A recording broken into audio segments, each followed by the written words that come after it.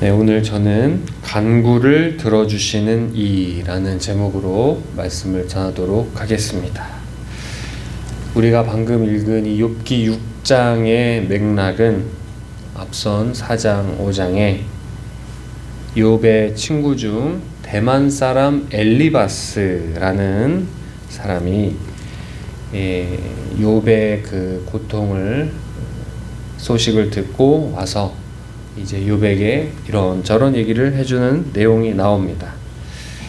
그런데 이 욥의 친구인 이 엘리바스가 욥에게 해주는 그 말들이 결코 이 욥에게 시원한 해결책이 되지 못했다는 것입니다.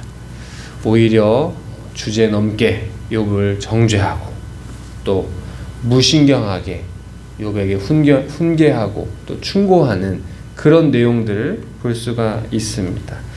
이 4장 7절 말씀에 생각하여 보라, 죄 없이 망한 자가 누구인가? 정직한 자의 끊어짐이 어디 있는가? 내가 보건대 악을 밭갈고 독을 뿌리는 자는 그대로 거두나니. 이 말의 내용은 바로 인과응보, 죄가 있으니 벌을 받았을 거 아니냐 라는 그런 이제 자신이 가진 그 신앙의 내용을 욥에게 설명해 주고 있습니다. 또 4장 8절 말씀에는 나라면 하나님을 찾겠고 내 일을 하나님께 의탁하리라. 또 이렇게도 말을 해주고 있습니다. 욥이 지금 하나님을 찾는 것에 더 노력을 해야 된다는 거죠. 노력이 부족하다라는 또 이런 말도 하고 17절 말씀에 볼지어다 하나님께 징계받는 자에게 복이 있나니 그런즉 너는 전능자의 징계를 업신여기지 말지니라. 이런 말도 욥에게 해주고 있습니다. 그러니까 하나님께 징계를 받는 사람은 이 징계 이후에 결국엔 회복된다. 결국에는 하나님께서 회복시켜 주신다라는 이런 희망의 말도 덧붙여서 하는 것을 우리가 볼 수 있습니다. 또 4장 27절에 보면 볼지어다 우리가 연구한 바가 이와 같으니 너는 들어보라. 그리하면 내가 알리라. 그러니까 이 욥에 닥친 고난의 소식을 듣고 이 욥의 친구들은 그동안 자신들이 하나님에 대해서 이해하고 또 이 욥의 상황이 왜 이렇게 됐을까라는 것에 대한 이 그 분석한 내용들을 이제 욥에게 전해주고 있는 것입니다. 하나님의 그 성품의 어떠하심에 대해서 그래서 나름대로 설명을 해주려고 하고 나름대로 뭔가 욥에게 이제 소망이 되고 뭔가 해결책을 제시를 하지만 이것에 관한 그 욥의 대답은 어떠했을까요? 엘리바스의 말에 대한 욥의 대답은 오늘 읽은 6장 4절 말씀에 전능자의 화살이 내게 박힘에 나의 영이 그 독을 마셨나니 하나님의 두려움이 나를 엄습하여 치는구나. 그러니까 이 엘리바스의 말과 같이 욥은 정말 이 고난은 하나님께로부터 온 것이라는 것은 정확하게 또 알고 있는 것을 또 이렇게 표현을 하고 있습니다. 또 2절 3절에 이 욥이 이 당한 괴로움이 얼마나 크고 무거운지 바다의 모래보다 무겁다 라고 하면서 정말 이 감당할 수 없다, 감당할 수 없는 이 고난의 고통과 무게를 또 표현을 하고 있습니다. 8절 말씀에 보면 나의 간구를 누가 들어줄 것이며 나의 소원을 하나님이 허락하시랴. 그러니까 이 욥은 바다의 모래와 같이 자기에게 엄습한 이 고난에 대해서 한 가지 간구하는 것이 있다면 그것이 무엇이냐? 바로 이 고난에 대한 그 탈출구로서 욥이 원하고 있는 것이 무엇이냐? 9절 이는 곧 나를 멸시하시기를 기뻐하사 하나님이 그의 손을 들어 나를 끊어버리실 것이라. 욥은 죽기를 간구하고 있습니다. 또 이 욥은 자신의 상황에 대한 그런 심정을 토로한 이후에 이 엘리바스의 말에 대한 이제 평가를 하는데요. 5절 말씀에 들나귀가 풀이 있으면 어찌 울겠으며 소가 꼴이 있으면 어찌 울겠느냐. 그러니까 이 먹이를 찾는 이 짐승이 먹이를 먹지 못해서 울부짖는 그런 모습을 이렇게 표현을 하면서 욥에게 필요한 것은 마치 나귀에게 풀이 필요하고 소에게 꿀이 필요하듯이 정말 욥에게 딱 적절한 그런 시원한 말, 정말 딱 받아들여질 만한 그런 말이 전혀 되지 않았다는 것입니다.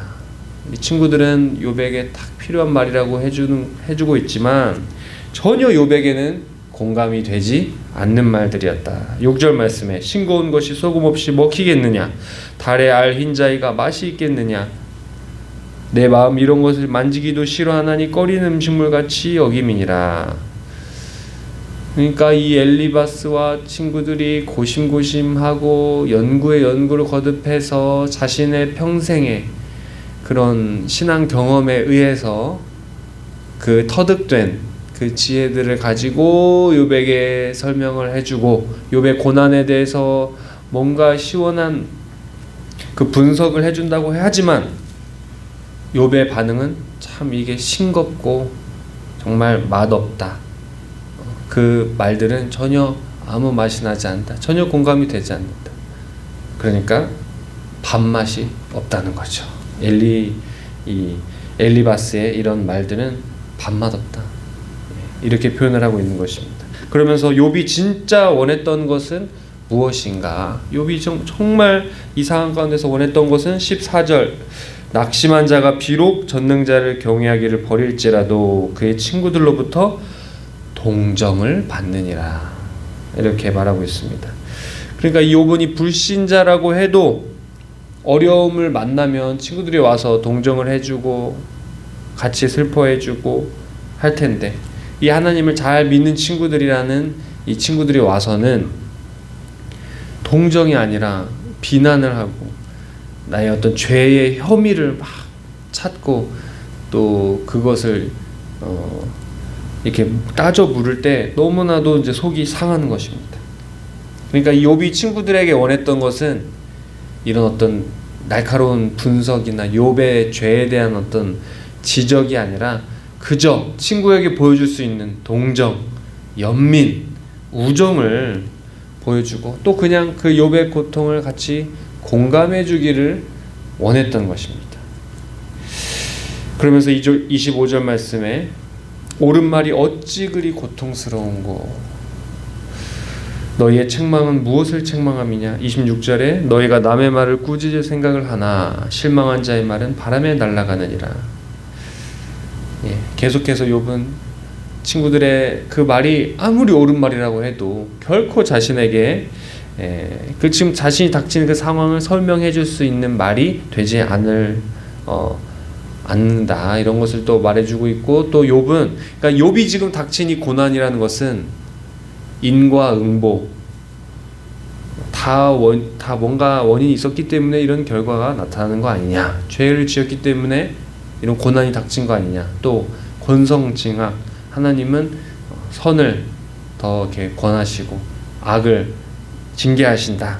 딱 이 인과응보와 권선징악의 이런 신학, 인과응보와 권선징악의 하나님, 딱 여기까지만 알고 있는 이 친구들의 이 지식으로는 지금 욥이 닥친 고난을 도저히 설명할 수 없다는 것입니다. 욥의 고난이라는 것은 인과응보와 권선징악을 뛰어넘는 그러한 지금 고난이었기 때문입니다.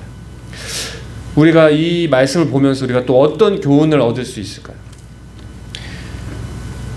두 가지를 제가 말씀드리도록 하겠습니다. 첫째는 하나님의 우리가 징계가 우리한테 임할 때, 하나님이 주신 어떤 고난이 임할 때 우리가 그 징계와 고난을 달게 받되 사람의 말은 잘 분별해야 된다는 것입니다.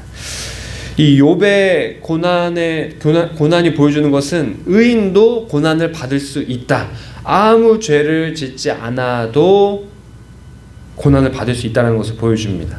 하나님이 욥에게 이 고난을 허락하신 이유는 우리가 결국에는 욥의 결말을 볼 수 있듯이 욥을 더욱 성장하게 하시고 더욱 하나님에 대한 깊은 계시를 드러내시기 위해서 또 이런 고난을 주셨다는 것을 우리가 볼 수 있는데 우리가 어떤 고난을 만날 때 이것이 정말 나의 죄로 인한 고난인지 아니면 이것이 어떤 알 수 없는 하나님의 그 신비한 섭리 가운데 하나님 되심을 드러내시려고 주는 것인지 우리가 잘 분별해야 되는 것입니다. 우리가 죄로 인한 그 고난이라면 우리가 그것을 달게 받고 그것이 하루라도 빨리 지나가기를 우리가 구하면서 기도해야겠지만, 그런데 어떤 죄로 인한 고난이 아니라 정말 어떤 하나님의 신비한 섭리 속에 임하는 고난이라면, 정말 나의 그 신앙을 하나님께서 더 이렇게 강하게 하시려는 그 고난이라면, 우리가 그 고난 너머에 있는 신비의 하나님의 그 신비하신 알 수 없는 섭리 속에 우리는 그냥 다 맡겨 드려야 되는 것입니다. 이때 우리가 이런 고난 중에 어떤 그 분명히 불분명한 이런 고난 속에 있을 때 우리를 위로한답시고 친구들이 찾아와서, 가까운 사람들이 찾아와서 이 말 저 말 할 때에 전혀 우리한테 그런 말이 공감이 안 될 때, 가장 나를 잘 알고 가장 나와 오랜 시간을 보내고 했다는 사람들이 와서 한다는 말이 공감이 안 될 때, 사실은 이것이 더 괴로운 것입니다. 이 욥에게 찾아온 시련은 어쩌면 재산이 그렇게 다 빼앗기고, 건강도 잃고, 자식들도 다 죽고, 그 고난보다 어쩌면은 욥의 가장 친한 친구들, 이 친구들이 와서 전혀 위로답지 않은 이런 위로들을 할 때 더 괴로웠을 것입니다. 그래서 이 욥에게 찾아온 마지막 시험은 다른 시험이 아니라 이 친구들이 와서 시험을 했다라는 것입니다. 계속 욥이 죄를 지었으니까 고난이 왔을 것이다, 이 말을 계속 앵무새처럼 욥기 전체에 펼쳐서 하고 있는 것을 우리가 볼 수 있는데, 이 욥이 답답해서 죽으려고 하고 있는 겁니다. 지금 자신에게 그 불의함이 없다고 이 항변하다가 이 흥분돼서 터져 나오는 그 절규에 경솔하게 자기도 모르게 자기 의를 드러낸다든지 그렇게 말실수를 할 수 있다라는 것입니다. 그래서 이제 하나님께서 욥에게 가르쳐 주시는 것이 무엇이냐, 내가 하나님의 징계 속에 있다고 생각된다면 사람에게서 위로받으려고 하지 말라는 것입니다. 우리가 그 신앙의 어떤 문제들에 있어서는 물론 우리 성도의 교제 가운데 얻는 유익이 있고, 성도의 교제 가운데 얻는 위로라는 게 있지만, 그러나 정말 어떤 하나님의 신비한 어떤 섭리 속에 있는 문제들에 있어서는 하나님과 1대1의 관계 안에서만 해결되고, 그것이 설명되고 응답받을 수 있다는 것입니다. 결코 사람이 이것을 얘기해 줄 수 없고, 이것에 정말 내 마음에 원하는, 또 내 영혼에 정말 갈증을 풀어줄 그것을 줄 수 없다는 것입니다. 또는 우리가 어떤 이들을 볼 때 정말 이들이 징계 속에 있다라고 또 우리가 생각된다면, 우리가 섣불리 내가 경험하고 또 내가 배운 어떤 하나님에 대한 지식으로 우리가 쉽게 남의 그 고난에 대해서 이러쿵저러쿵 얘기를 해서는 안 된다는 것입니다. 그렇다면 우리가 어떻게 되겠습니까? 로마서 12장 15절 말씀에는 즐거워하는 자들과 함께 즐거워하고 우는 자들로 함께 울라, 이렇게 말씀하고 있습니다. 정말 고난 만난 자, 어려운 가운데 처한 자에게 필요한 것은 어쩌면 어떠한 우리가 아무리 예리한 분석, 나의 경험을 총동원해서 얘기해 주는 것보다 그저 같이 손 잡아주고 안아주고 울어주고 그냥 그 마음을 같이 하는 그 자세, 그것이 오히려 그 사람으로 하여금 마음을 회복하고 하나님을 향한 소망을 잃지 않게 한다는 것입니다. 두 번째, 우리가 어떤 교훈을 얻을 수 있을까요? 고난 속에 죽고 싶을 때 하나님의 신비한 섭리를 놓치지 말라는 것입니다.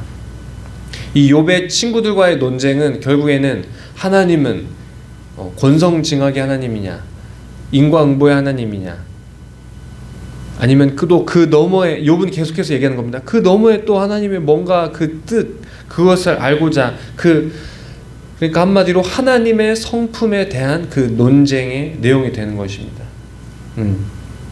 정말 욥이 알고 싶었던 거는 그 욥의 건강을 되찾고 싶었던 것도 아니고 소유물을 다시 되찾고 싶었던 것도 아니고 정말 잃은 자녀들을 다시 보고 싶은 것보다 하나님은 어떠한 분이신가, 도대체 하나님이 어떠한 분이신가, 이것을 정말 알고 싶어 했다는 것입니다. 내가 아는 이 성경 지식으로는 정말 해석이 안 되는 인생의 고난들이 있습니다. 그때 우리가 정말 하지 말아야 될 실수가 무엇이냐? 하나님의 성품을 오해하는 것. 이것을 정말 해서는 안 된다는 것입니다. 하나님의 성품을 의심하는 것을 하면 안 된다는 것입니다.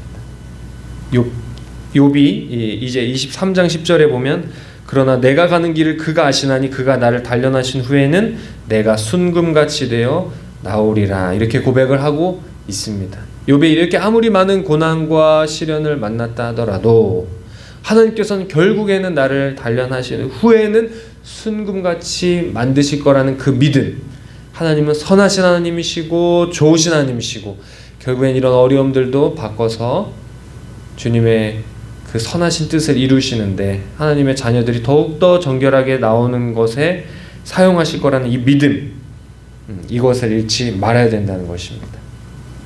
결론입니다.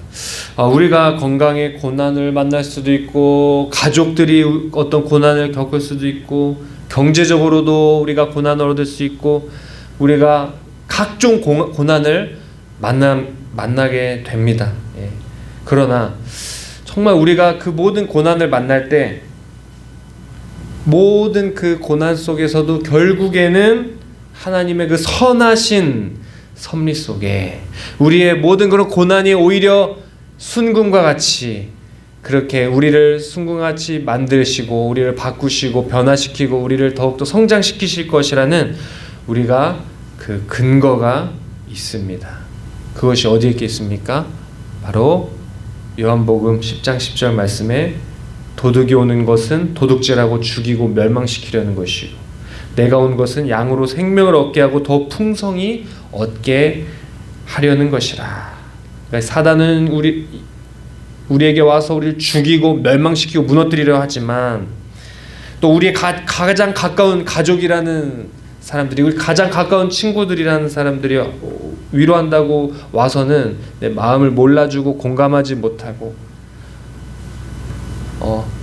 전혀 아무 영향가 없는 그런 말을 할지라도 우리 하나님의 독생자 아들 예수 그리스도께서는 이 땅에 오셔서 마귀의 일을 멸하시고 우리를 죽이고 멸망시키려는 마귀의 모든 일을 멸하시고 십자가에 달려 보배 피를 흘리심으로써 그 생명을 우리에게 나눠 주신 것입니다. 예수님께서 십자가에서 비참하게 죽으심으로 우리에게 주시고자 하신 것이 무엇이냐? 마치 욥의 고백과 같이 순금과 같이 되는 그런 정결하게 되는 또 그렇게 더욱더 보배롭고 귀하게 되는 축복을 예수님이 나눠 주신 것입니다. 우리가 예수님의 이 십자가의 공로를 늘 힘입어서 고난 중에도 믿음 잃지 않고 선하신 하나님, 정말 우리들을 위하여, 이 죄인된 우리들을 위하여 하나밖에 없는 아들 예수 그리스도를 보내주신 그 하나님, 선하신 하나님, 결국엔 모든 고난도 순금과 같이 바꿔주실 축복으로 응답하실 하나님을 우리가 늘 의심하지 아니하고 소망 잃지 않는 저와 여러분 되시기를 바랍니다. 기도하겠습니다. 하나님 아버지 감사합니다. 이유를 알 수 없는 고난 속에서 가장 친한 친구마저 마음을 몰라주고 공감하지 못할 때에도 하나님의 때에 결국 하나님의 선하신 뜻 가운데 이끌어 가심을 보게 됩니다. 고난 중에도 하나님의 선하신 성품을 놓치지 않고 사람 의지하지 않고 오직 잠잠히 기도로 나아가는 우리가 되게 하여 주시옵소서. 예수님의 이름으로 기도합니다.